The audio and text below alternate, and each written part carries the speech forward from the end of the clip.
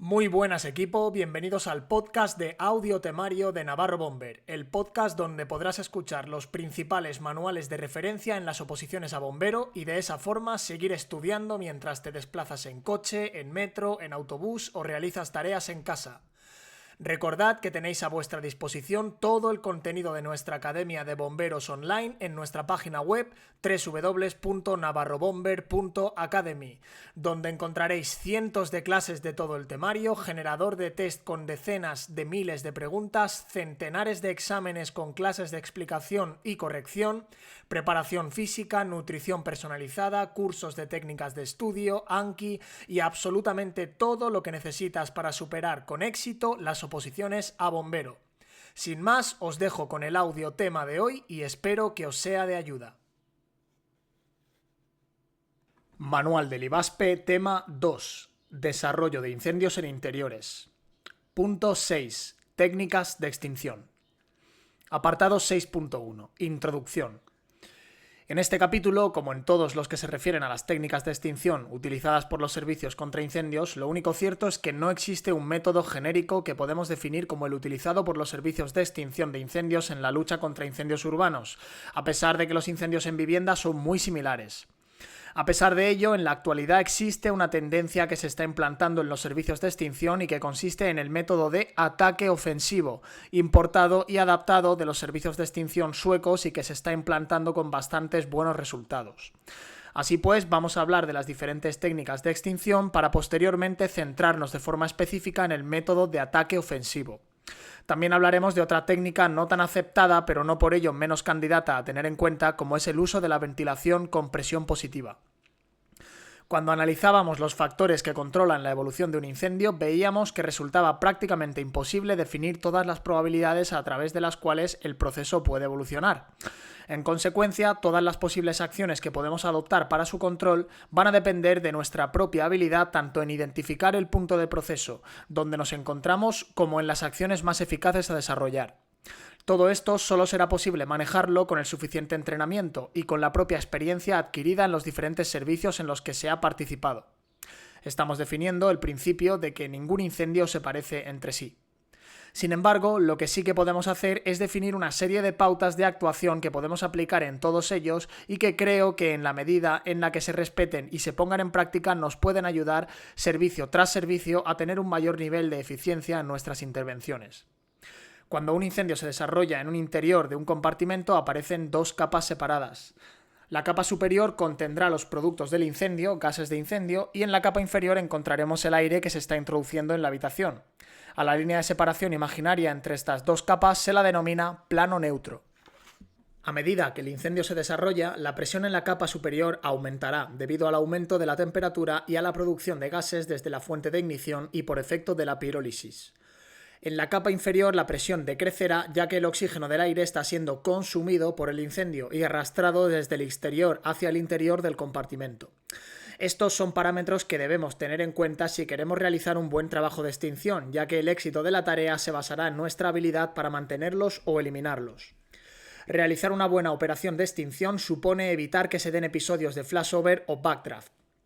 La forma de conseguirlo implica la combinación de dos acciones. Por una parte, se deberá hacer disminuir la temperatura de los gases calientes mediante la técnica adecuada de aplicación de agua y por otra, se debe sacar a la mezcla de su rango de inflamabilidad, lo cual solo podemos conseguirlo mediante la dilución de los gases de incendio aprovechando, por ejemplo, el vapor de agua generado. Posteriormente ya podremos ocuparnos de los focos de ignición. Cuando hemos hablado de agentes extintores, hemos dicho que todos ellos actúan de una manera u otra por enfriamiento, incluidos los agentes sólidos como los polvos químicos secos. Esto se debe a un efecto denominado DEVI. Este efecto se da cuando se introduce una partícula, o dicho con mayor propiedad para el caso que nos ocupa, cuando se introduce un flujo de partículas en el seno de un cojín de gases calientes inflamados. Cuando esto ocurre, la diferencia de temperatura entre las partículas que componen dicho flujo y las de las llamas provoca que alrededor de cada una de estas partículas se genere un espacio de extinción, al menos mientras éstas no igualan su temperatura con la de las llamas. Este efecto fue descubierto por Humphrey Davy, o Davy, hacia 1815, quien consiguió evitar la propagación de las llamas desde las lámparas de queroseno de los mineros cuando se encontraban con bolsas de gas natural, colocando mallas de rejillas metálicas alrededor de la llama. De esta manera, cuando se extingue una llama con polvo químico, por ejemplo, alrededor de cada partícula de polvo se forma una zona de aproximadamente 1 milímetro de espesor donde no existe combustión. La suma de todos estos espacios sin llama acaba por extinguirla, por supuesto con independencia del efecto inhibidor de la reacción de combustión que provoca la incorporación del polvo químico al proceso de combustión. Si se pudiesen obtener gotas de agua lo suficientemente pequeñas y compactas entre sí en el interior de la llama, ésta también se extinguiría, tanto por el efecto antes mencionado como por la cantidad de energía tomada de la llama al evaporarse cada una de estas gotas de agua. Para conseguir el máximo rendimiento de estos efectos combinados, la cantidad de gotas de agua necesaria será función de la temperatura de los gases incendiados y de la cantidad de flujo de los mismos. Teóricamente, según cálculos empíricos realizados, se necesitarían unos 200 millones de gotas de agua por metro cúbico de llama para su extinción, según el efecto descrito. Si las gotas de agua se mueven rápidamente entre las llamas, éstas conseguirán enfriar un volumen de gases aún mayor. Según Christer Hiljesson y Mats Rosander, este efecto comienza a notarse cuando las gotas de agua tienen un diámetro cercano a los 0,3 milímetros, de tal manera que estos 200 millones de gotas de 0,3 milímetros de diámetro equivaldrían a unos 2,83 litros de agua. Vistas las cualidades del agua como agente extintor, vamos a ver de qué manera podemos aplicarla o utilizarla para que todos estos efectos combinados provoquen la mayor extinción posible. Las diferentes técnicas de extinción las podemos agrupar en las siguientes: ataque directo, ataque indirecto y enfriamiento de los gases de incendio. Apartado 6.2. Ataque indirecto o defensivo. Esta técnica fue desarrollada durante la Segunda Guerra Mundial, donde se aplicaba con notable eficacia en los incendios que se declaraban en los buques de guerra. Su efectividad, sencillez y seguridad para los efectivos de intervención hicieron convertirse en la técnica por excelencia en este tipo de incendios. Sin embargo, para el caso de los edificios debe tenerse en cuenta otros parámetros. Intención. El principio de esta técnica consiste en generar una gran cantidad de vapor de agua. Para conseguir esto, se dirige el agua al interior del compartimento intentando que ésta impacte con todos los cerramientos y superficies calientes, con el fin de producir la mayor cantidad de vapor de agua posible y crear una sobrepresión, la cual desplazará hacia el exterior el aire, sofocando el incendio y al mismo tiempo enfriando los gases de combustión. Este método debe utilizarse solamente desde el exterior del recinto y cuando no existen víctimas en el interior del compartimento. Procedimiento. Se utiliza agua pulverizada con el cono en posición de abertura media dirigida a la parte superior y circundante al foco del incendio. La lanza debe moverse de forma circular, de forma que asegure la máxima cobertura. Efecto. Se consigue un doble efecto, por una parte enfriar y por otra diluir los gases del incendio. Además, enfría la estructura del compartimento. Por otra parte, las grandes cantidades de vapor de agua producido ejercen un efecto de sofocación sobre el incendio. El plano neutro desciende con la consecuente reducción de la visibilidad y el empeoramiento de las condiciones de seguridad para los bomberos y las víctimas. Solo debe ser aplicado desde el exterior del compartimento debido a las grandes cantidades de vapor de agua a alta temperatura que se generan. Apartado 6.3. Ataque directo. Intención. Con esta técnica se pretende extinguir directamente el foco o los focos de ignición. Resulta útil en los siguientes casos: incendios que se encuentran en su etapa inicial, cuando el incendio es exterior, para rematar el incendio una vez controlado y cuando el combustible generado del incendio está accesible y al alcance del agua. Se aplica directamente sobre el lugar donde se encuentra el foco del incendio. Procedimiento. El agua se aplica en forma de chorro o niebla con ajuste del cono en un ángulo mínimo dirigido directamente al foco del incendio. Esta técnica puede utilizarse también proyectando el agua sobre las superficies que no están ardiendo y con ello se evitará que éstas comiencen a arder o a pirolizar. Efecto. Mediante esta técnica conseguimos enfriar el material incendiado y disminuir e interrumpir la emisión de gases inflamables desde el material combustible. Es muy efectiva cuando el incendio afecta a pocos objetos y la accesibilidad al foco del incendio lo permite. Como contrapartida, se pueden derivar posibles daños causados por el agua si ésta se aplica de forma indiscriminada. También puede aumentar la entrada de aire del compartimento por efecto Venturi si no se toman las medidas adecuadas, lo cual puede provocar el incremento del incendio. La aplicación de esta técnica da lugar a unas condiciones muy severas en el interior del recinto, tanto para los bomberos como para las posibles víctimas atrapadas en su interior, debido al vapor de agua que se genera. Apartado 6.4. Enfriamiento de los gases de incendio. 3D. El uso de la técnica de enfriamiento de los gases de incendio, también denominada por algunos autores como técnica tridimensional, 3D o agua-niebla, supone atacar directamente a la fase gaseosa del incendio y es un método relativamente reciente e innovador que se empezó a desarrollar a principios de los años 80 en Suecia y que en el momento actual se encuentra ampliamente adoptado en todo el mundo. La idea fundamental de la aplicación de esta técnica es, no solamente para la extinción del incendio, la de asegurar la vía de penetración al incendio y reducir las probabilidades de que se produzcan episodios de flashover, backdraft o explosiones de gases de incendio. Esta técnica no ha sido diseñada para reemplazar las técnicas de ataque directo o indirecto al incendio utilizando agua en la forma descrita anteriormente, sino que constituye una técnica en sí misma. Esta técnica, como veremos más adelante, puede utilizarse de forma independiente a las otras descritas. Sin embargo, su aplicación conjunta con el resto de las expuestas anteriormente hará que se incrementen la seguridad y efectividad de los equipos de bomberos. La técnica de enfriamiento de gases como técnica de extinción de incendios consiste en colocar el agua pulverizada directamente en el volumen de los gases calientes o incendiados, utilizando proyecciones cortas y rápidas de forma que permitan controlar la cantidad de agua necesaria a aplicar de la forma más controlada posible en el interior de la zona de sobrepresión. La consecuencia será la incorporación de un flujo de gotas de agua que se moverá en el seno de los gases calientes y o inflamados, de manera que en la trayectoria que recorrerán hasta evaporarse generarán zonas de extinción donde las llamas desaparecerán y los gases de incendio se contraerán por el efecto del enfriamiento, haciendo que el plano neutro se eleve.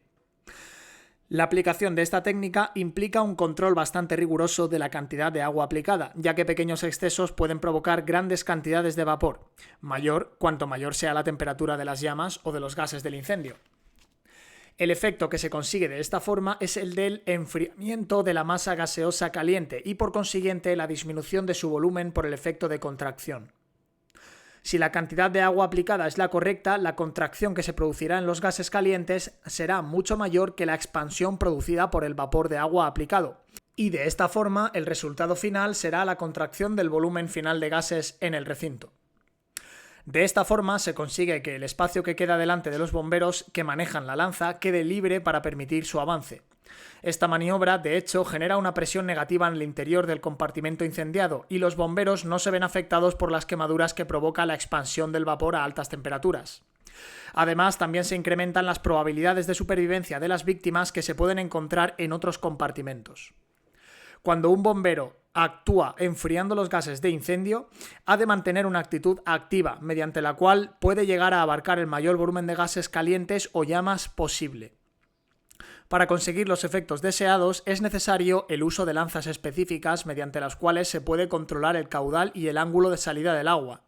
La idea es conseguir un cono de agua ajustado al volumen de la masa de gases calientes o de las llamas y combinar el caudal y la presión en bomba de manera que el tamaño de la gota oscile alrededor de los 0,3 milímetros de diámetro.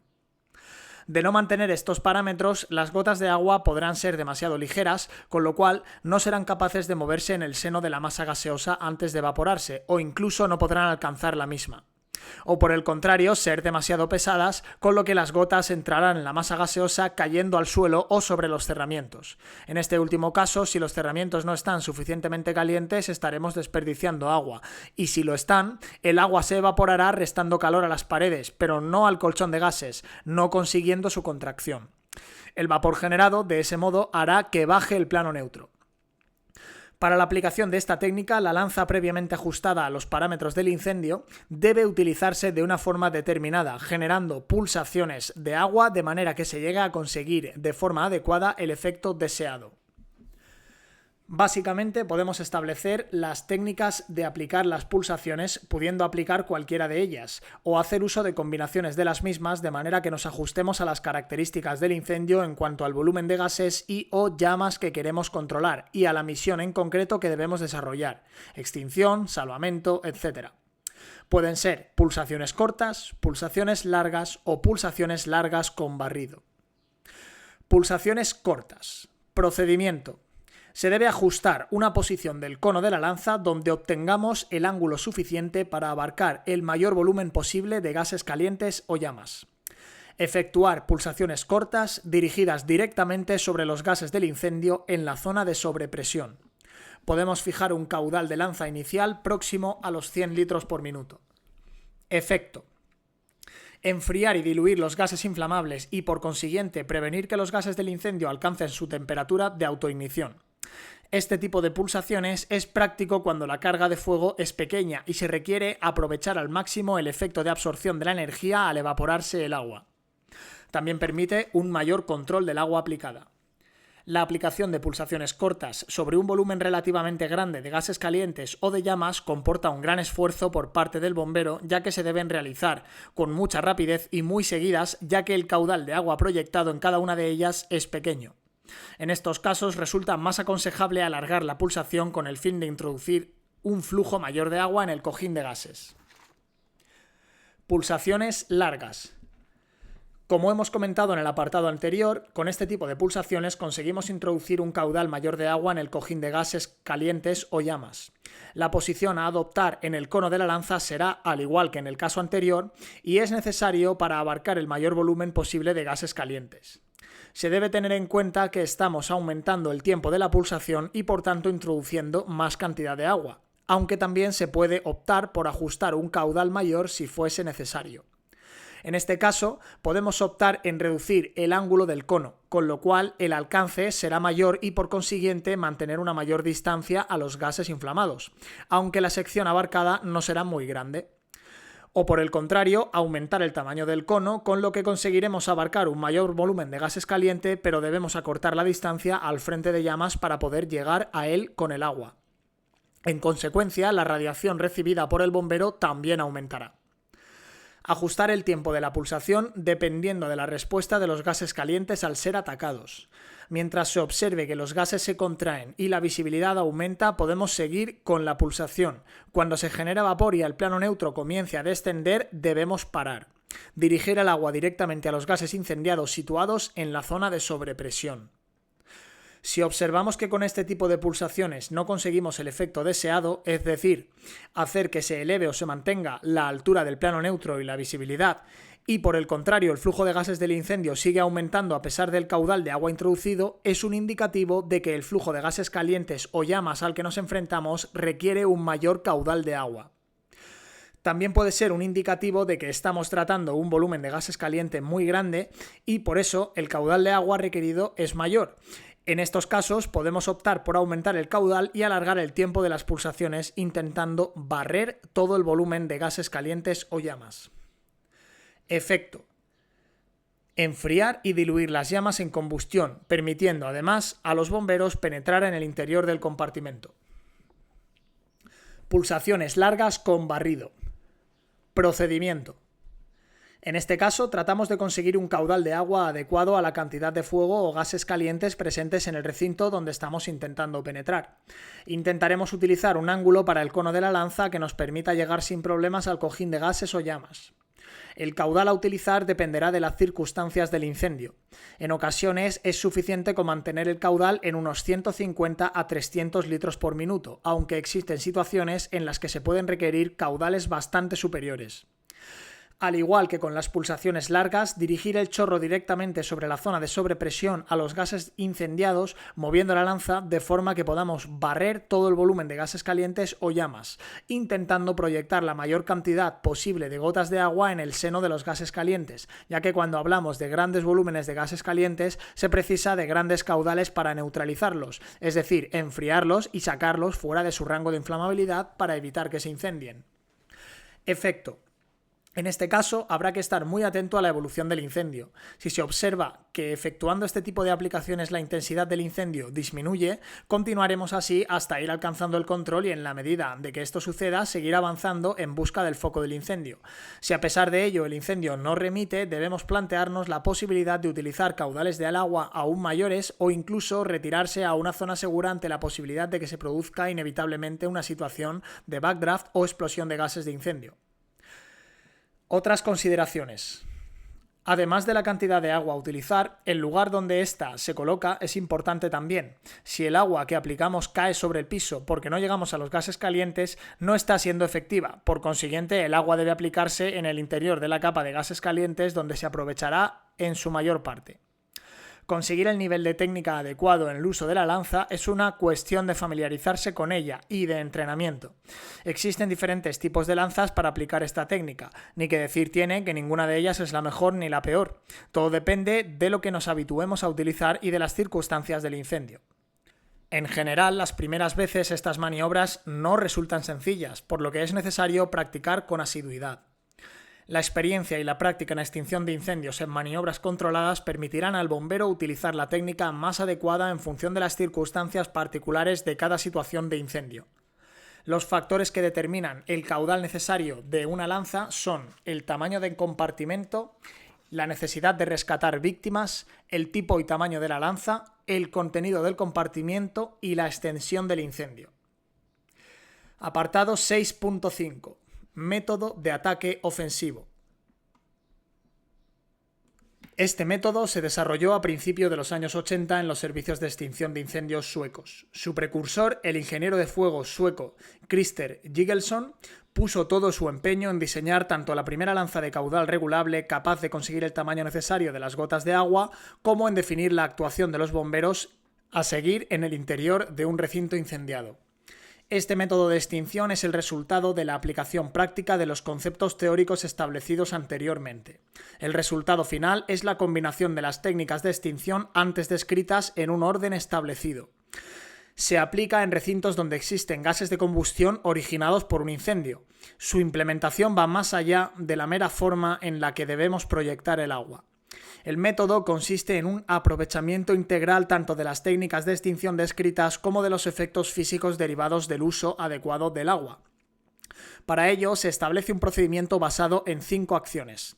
Del correcto desempeño de las mismas dependerá el éxito de la intervención. De la observación y del riguroso seguimiento del procedimiento por parte de la dotación dependerá que la intervención se verifique de forma rápida y eficaz. La técnica consiste en un método agresivo hacia los gases de incendio.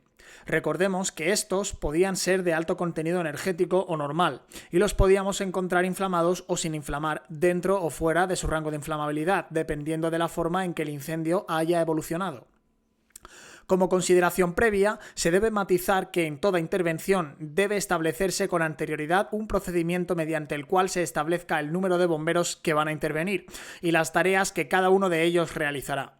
También es conveniente dar nombre a estos procedimientos con el fin de optimizar el tiempo de intervención y sobre todo la coordinación. Otro de los problemas con que nos vamos a encontrar es el del tipo de instalación a utilizar para la aplicación de esta técnica.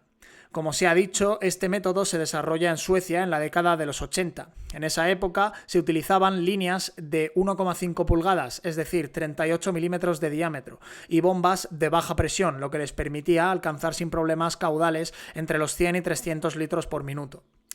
Según su estándar, estos debían ser los requerimientos mínimos para introducirse en un incendio de interior. En la actualidad han aumentado el diámetro de sus mangueras hasta los 42 milímetros y siguen utilizando bombas de baja presión. Debemos empezar a reflexionar sobre qué caudal es deseable disponer en una intervención de este tipo y con qué tipo de instalación y modo de operación podremos aproximarnos a él. Concluyendo, si se quiere mantener el estándar establecido en Suecia, nos vemos obligados a elegir entre las siguientes opciones. Instalación con baja presión y mangueras de 45, con lo que debemos asegurar una presión en punta de lanza de aproximadamente 7 bares, según el diseño de la misma, y regular el caudal de la lanza en la posición más apropiada a la carga de fuego a la que se enfrenten los bomberos. De esta manera, siempre dispondremos de ese caudal máximo de 300 litros por minuto e incluso mayor, ya que podremos llegar hasta los 475 litros por minuto con una abertura de cono adecuada al frente que se desea cubrir. El segundo tipo de instalación que se puede tratar de efectuar es con una línea de 25 milímetros de diámetro y utilizar alta presión, con una lanza adecuada para trabajar en estas condiciones. Aquí los requerimientos de bomba suelen estar entre los 25 y 30 bares de presión en punta de lanza para que en la posición de 250 litros por minuto podamos obtener un caudal próximo a los 475 litros por minuto.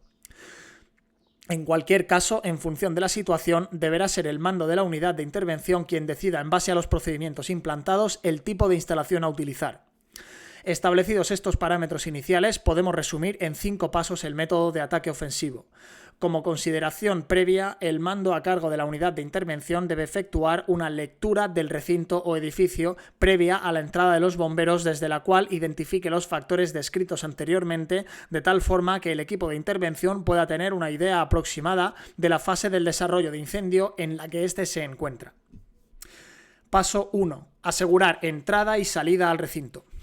El binomio de bomberos que va a introducirse en el recinto debe observar la cantidad de gases de incendio, el color, la densidad y la forma que los gases de incendio se desarrollan en el exterior a través de las puertas y ventanas, pues este es un indicador del estado de la temperatura y concentración de los gases en el interior. De esta forma se dispondrá de una idea aproximada en cuanto a la posibilidad de que el incendio evolucione hacia un episodio de backdraft al abrir la puerta y que los gases evolucionen desde el límite superior de inflamabilidad hacia su rango de inflamabilidad, o en general cualquier otro de los fenómenos que hemos descrito. Para evitar esto, se aseguran el acceso y salida del personal mediante la proyección de agua pulverizada sobre la parte superior de la puerta y los gases que ya se encuentran en el exterior enfriándolos. Cuando los dos acceden al interior del recinto, en el lugar por donde penetran, debe permanecer otro miembro del equipo de ataque para asegurarse de que los gases que saldrán al exterior no se autoinflamen y observar su evolución con el fin de hacer salir al equipo al interior o reforzarlo en caso de ser necesario. Utilizar la protección de puertas y paredes permaneciendo siempre agachados. Recordar que las paredes son más resistentes que las puertas y darán una mayor protección antes de entrar. Por tanto, cuando sea posible utilizar las paredes como protección antes que las puertas, las utilizaremos. Paso 2. Control de temperatura. Tras la penetración del binomio, debe tenerse la precaución de restringir en la medida de lo posible la entrada de aire al recinto, con el fin de evitar el aporte de oxígeno al incendio y proceder inmediatamente a proyectar agua en la zona de presión positiva para enfriar y diluir los gases del incendio. A esta operación se le denomina control de temperatura. Esto se consigue ajustando la apertura de la puerta de manera que quien quede en esa posición puede abrir o restringir el paso del aire en función de las necesidades. También con esta acción se consigue tener una idea de cuál es el volumen de gases calientes presentes sobre la dotación de intervención. Esta acción se efectúa sobre los gases que nos encontramos nada más entrar en el recinto, mediante pulsaciones cortas y rápidas, tal y como se ha expuesto anteriormente. Si el agua proyectada se gasifica de forma rápida, significa que tenemos altas temperaturas de los gases de combustión y debemos actuar rápidamente refrescando y diluyendo estos gases, si es preciso mediante pulsaciones algo más largas, aunque no menos frecuentes. Asimismo, si se percibe o no el ruido del agua al pegar sobre el techo, cuando este no es perceptible bajo el cojín de gases de incendio, nos dará una idea acerca del volumen de gases presentes en el recinto, lo cual puede resultar tan importante o más incluso que su propia temperatura. Paso 3. Ataque ofensivo a los gases de incendio o llamas. En la medida en que se avanza, se deben efectuar pulsaciones de agua con el fin de enfriar y diluir los gases de combustión, cuando nos encontremos con el frente de llamas donde los gases de combustión se encuentran en su pleno desarrollo. Actuaremos de forma ofensiva, aumentando el efecto de las pulsaciones, prolongando si es preciso el tiempo de la pulsación y reduciendo el tiempo entre ellas. Se ha de tener en cuenta que no se debe aplicar más cantidad de agua de la necesaria, ya que de lo contrario romperíamos el equilibrio entre los volúmenes de gases generados, provocando un incremento de la cantidad de vapor de agua a la cual una temperatura superior a los 100 grados centígrados ocuparía la mayor parte del volumen del recinto, provocando quemaduras mucho más graves que las del propio incendio generaría por efecto del calor radiante. También se anularía el efecto deseado de enfriamiento y aumento de visibilidad buscado como consecuencia de la contracción de los gases de combustión. Paso 4. Pintar paredes. Este es otro de los puntos de discusión frecuentes como consecuencia de aplicar el método sueco en territorio nacional. Hay mucha gente que insiste en que este paso no es necesario o tal vez resulte excesiva su aplicación en nuestro particular tipo de construcciones. Pero lo cierto es que, como en todas las cosas, lo que realmente resulta interesante del conocimiento de otros es el fondo mismo de ese conocimiento. La idea primaria con esta acción en Suecia es la de no dejar tras los bomberos que avanzan entre los gases de incendio y los materiales que se encuentran pirolizando concentraciones de gases de incendio que en un momento dado puedan volver a entrar en ignición y dejarlos de esta forma entre dos focos del incendio, el que están intentando localizar y el que pueden llegar a prender tras ellos. Esta acción se aplica en la medida en que se avanza por el recinto incendiado, combinando el ataque a los gases de incendio y la acción de colgar agua sobre las superficies calientes que vamos dejando atrás. En este punto se procede a pintar paredes, aunque de hecho la acción ya se ha venido realizando durante el proceso de avance mientras colgamos de vez en cuando agua sobre las posibles superficies calientes. La acción final consiste en aplicar un caudal muy pequeño de agua en las superficies calientes, como si se estuviese pintando, de tal forma que el proceso de pirólisis se interrumpa definitivamente. Procedimiento: aplicar agua a chorro pleno, es decir, con el cono al mínimo. Utilizar un caudal de agua pequeño, dependiendo de la penetración que se quiera conseguir para cada tipo de material involucrado. Dirigir el agua hacia las zonas altas de manera que ésta se descuelgue hacia abajo. Efecto: evitamos la pirólisis de los materiales en combustión detrás del recorrido de acceso hacia el foco del incendio y en la misma habitación donde se ha producido el incendio. De esta forma, evitamos la posibilidad de que una vez controlados los gases calientes o las llamas, se produzcan acumulaciones de gases por pirólisis que nos pueden generar una inflamación posterior. Paso 5. Ataque directo. Una vez detenido el proceso de pirólisis y por consiguiente de acumulación de gases, se procede a finalizar la extinción mediante el ataque directo al foco primario del incendio, para lo cual no es necesario actuar con un caudal excesivo, sino con el mínimo necesario para conseguir enfriar y cortar de forma definitiva el proceso del incendio. Si se sigue la secuencia que se acaba de definir, se está garantizando que la intervención de la unidad sea segura, bajo el punto de vista de evitar que el incendio pueda superar su capacidad de ataque y, en caso contrario, disponer de la suficiente cantidad de agua para su protección. Resumen y normas generales en incendios. Cuando los bomberos se encuentran en el interior de un compartimento, deben considerar siempre las tres opciones siguientes: mantener la posición, protegiendo su posición utilizando el enfriamiento de gases; desplazarse hacia adelante, atacando los gases de incendio utilizando el enfriamiento de gases con pulsaciones cortas o largas con barridos; y retirarse. Si las condiciones se complican, retroceder protegiéndose a sí mismos utilizando enfriamiento de gases y atacando desde la puerta de acceso o utilizando mangueras de mayor diámetro. Los bomberos deben intentar utilizar la mínima cantidad de agua y de la forma más efectiva posible, asegurándose de que el plano neutro se mantenga tan elevado como sea posible, aunque enfriando y diluyendo la mayor cantidad de gases de incendio posible en la zona de sobrepresión. Procedimiento de acceso. Utilizar la protección de puertas y paredes permaneciendo siempre agachados. Recordar que las paredes son más resistentes que las puertas y darán una mayor protección antes de entrar. Por tanto, cuando sea posible, utilizar las paredes como protección antes que las puertas. Procedimiento de entrada y apertura. Una vez evaluada la situación del incendio, se debe plantear el acceso al interior del recinto. En este sentido, hay una serie de consideraciones que se deben tener en cuenta y que se enumeran a continuación. Antes de que los bomberos atraviesen la entrada del compartimento, deben asegurar que se ha efectuado una buena evaluación de las condiciones externas, observando los signos y síntomas de flashover y backdraft. Evaluar de qué forma abre la puerta y asegurarse de que los bomberos se encuentran en el lado seguro en el caso de que se produzca una deflagración súbita, de manera que el desplazamiento de la puerta no les produzca lesiones.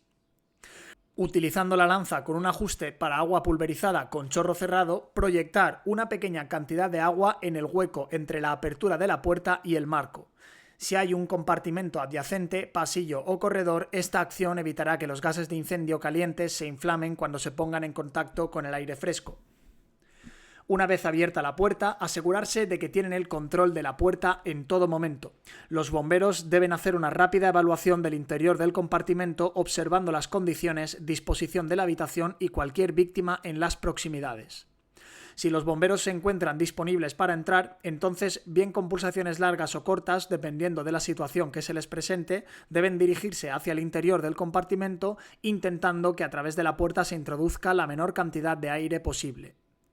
Esta acción debe repetirse tantas veces como sea necesario hasta que pueda efectuarse la entrada en el compartimento. Al entrar en el compartimento, los bomberos deben estar pendientes de la evolución de los gases de incendio en todo momento mientras se alejan del umbral de la puerta. Debe hacerse un control de la temperatura mediante pulsaciones cortas dirigidas sobre sus cabezas para verificar la temperatura de los gases calientes. Debe seguirse inmediatamente proyectando agua mediante más pulsaciones en la zona de sobrepresión utilizando pulsaciones cortas o largas en la medida que las condiciones lo requieran. Cada pulsación debe dirigirse a diferentes posiciones dentro de la zona de sobrepresión, de manera que se abarque todo el volumen de gases. Así se obtendrá el máximo efecto de enfriamiento de los gases de incendio utilizando la cantidad de agua adecuada. El bombero que maneja la lanza debe encontrar un fino equilibrio aplicando la cantidad de agua nebulizada adecuada en la zona de sobrepresión, evitando excederse en la cantidad. Esto solo puede obtenerse analizando y observando cada situación en la que se vea envuelto. Un punto de control es cuando sobre el bombero se percibe la sensación característica del vapor de agua sobrecalentado. Este es el momento de parar la acción hasta que las condiciones vuelven a ser las idóneas para seguir con la acción y avanzar. Este procedimiento debe repetirse permitiendo de esta manera el avance de los bomberos hacia el interior del compartimento. Si existe una zona clara de visibilidad bajo el plano neutro cerca del suelo, esta debe mantenerse aplicando pulsaciones sobre los gases de incendio calientes y al mismo tiempo evitando el contacto del agua, por ejemplo con superficies calientes las cuales producirán vapor. Esta zona puede entonces utilizarse para la localización del fuego y de cualquier víctima que se puedan encontrar en el interior del compartimento. De intentarse mantener el equilibrio térmico de esta manera enfriando y diluyendo los gases del incendio en la zona de sobrepresión, el compartimento se tornará notablemente refrigerado y se reducirá considerablemente la posibilidad de ignición de los gases de incendio. En los servicios contra incendios de Suecia prefieren cerrar parcialmente la puerta del compartimento tras su entrada en el recinto. Ellos denominan a esta operación antiventilación. El motivo de tal acción es el de mantener el control del aire, haciendo disminuir la cantidad de este que alimenta el incendio. La dotación de bomberos evaluará constantemente las condiciones en el interior del compartimento y tendrá en cuenta cualquier efecto que el tamaño de abertura tenga sobre el desarrollo del incendio. Esta abertura se puede aumentar o disminuir en cualquier etapa de las operaciones de extinción de incendio para inducir condiciones tales como la altura de la interfase de la capa de humo, la cantidad de calor radiante procedente del techo, la intensidad del fuego, la dirección de la pluma del incendio a través del techo, la temperatura en el interior del compartimento. Control de temperatura. Los bomberos deben mantener un control constante de la temperatura tras su entrada en el compartimento. Para ello se dirige una pulsación corta directamente sobre la cabeza de los bomberos en la zona de presión positiva, observando y escuchando cualquier signo del agua, en especial si ésta vuelve a caer sobre ellos. Esto indicará si el área inmediatamente sobre ellos está lo suficientemente fría como para seguir avanzando hacia el interior. Desplazamiento entre compartimentos. Cuando los bomberos entran en un edificio y se desplazan entre compartimentos, deben asegurar su internamiento en el mismo, de manera que no queden tras los compartimentos que se atraviesan cantidades significativas de gases de incendio que puedan, en un momento determinado, volver a inflamarse, dejándolos en una situación comprometida e impidiendo su posible retroceso a través de la vía de escape. Esto se puede conseguir mediante 1. Enfriando y diluyendo, manteniendo así los gases fuera de su rango de inflamabilidad, o 2. Ventilando los gases de incendio al exterior. Observación de los gases de incendio. Cuando los bomberos se encuentran en el interior de un compartimento, deben mantener un control constante de sus alrededores, particularmente de los gases de incendio a través del techo. El jefe de equipo verificará la parte superior y la frontal. Los otros miembros del equipo verificarán la parte superior y la trasera. Resulta de vital importancia aplicar en este punto todo lo aprendido en el capítulo de desarrollo de incendios, especialmente la parte dedicada a identificar en función de los parámetros del incendio cuál es su estado y, lo más importante, su posible evolución. La comunicación constante entre el equipo es esencial para asegurar un desplazamiento seguro y progresivo a través del compartimento. Consideraciones finales. A modo de resumen, a continuación se enumeran las consideraciones generales a tener en cuenta cuando se pretende extinguir un incendio en el interior de un recinto. Observar el edificio teniendo en cuenta tamaño, tipo de construcción y posibles contenidos. Buscar posibles signos y síntomas de flashover o backdraft. Controlar los ajustes de la instalación. Considerar diámetros de mangas más grandes si se considera necesario.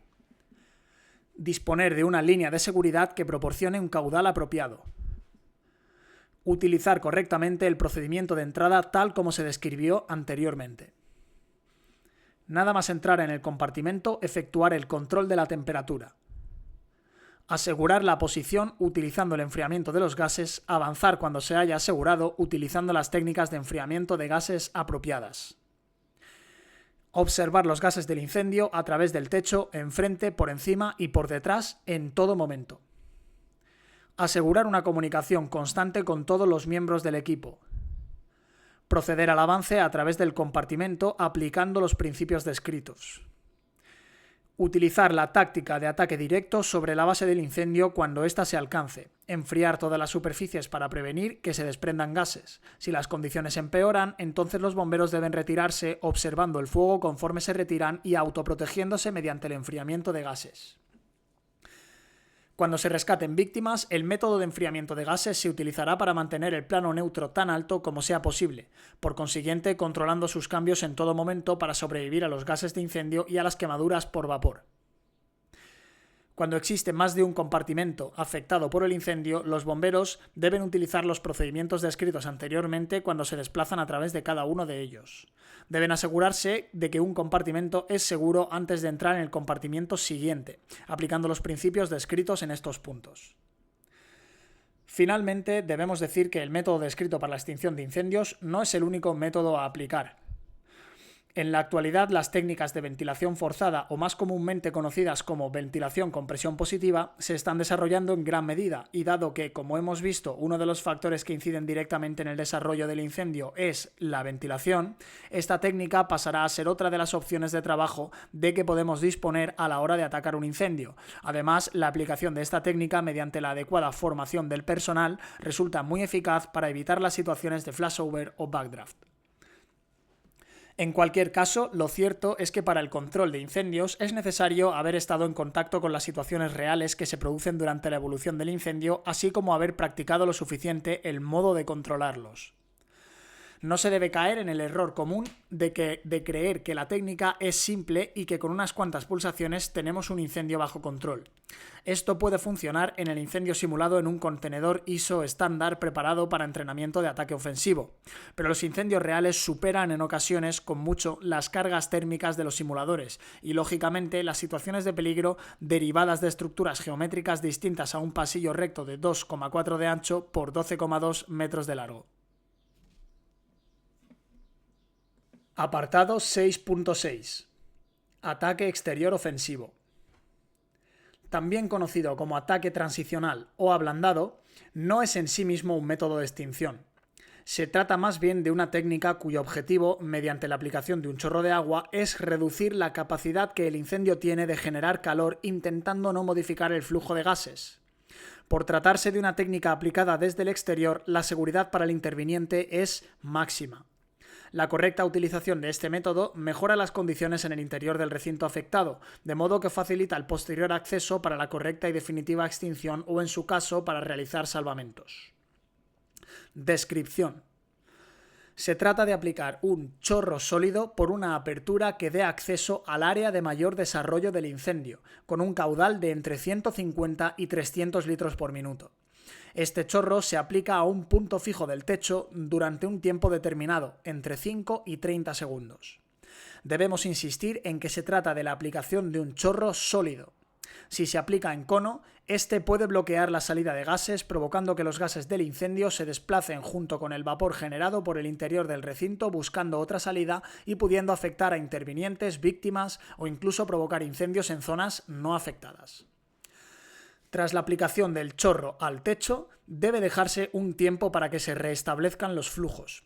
La siguiente aplicación se hará, si es posible, en un punto distinto. La aplicación correcta de la técnica supone una reducción de la potencia del incendio principalmente por 3 motivos. Enfría los gases calientes, la parte del agua que se evapora diluye los gases y enfría las superficies calientes o incendiadas alcanzadas por el agua, deteniendo o ralentizando la pirólisis. Esta técnica tiene como principales ventajas: se puede aplicar desde el primer momento sin necesidad de grandes recursos, mejora las condiciones en el interior facilitando el acceso a los intervinientes, mejora las probabilidades de supervivencia de las víctimas y puede reducir el tiempo de control y extinción. Entre los inconvenientes de esta técnica debemos citar los siguientes.